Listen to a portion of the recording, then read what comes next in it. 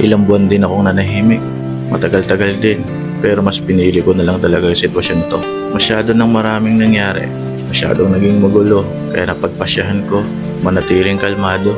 Nag-isip-isip kung ano yung mga naging pagkakamaling nagawa. Pinagsisihan, pinanghinayangan. Maraming espesyal na tao ang nawala sa akin. Especially yung mahal kong grupo. Masakit para sa akin, pero kailangan ko yung tanggapin na halos mawala na silang lahat sa akin. Sobra ko silang namimiss.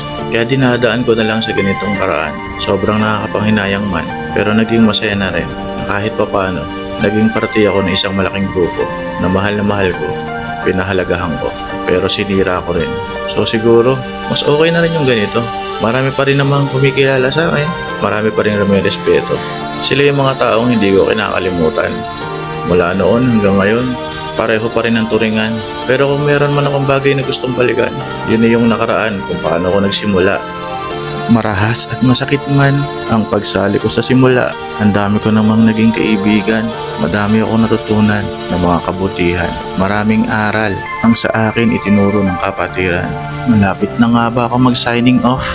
Siguro, pero wala na akong magagawa. Kailangan ko yan tanggapin. Mula sa pagiging leon, isang pusang nagmimiyaw, hindi na ako yun. Isa na lang akong kalmadong puting na nagpapaalala na minsan si Damulag naging parte ng pinakamagandang kapatiran. Maraming salamat, Taoga ba? Maraming salamat. Minsan ako naging triskilyon. Damulag, signing off.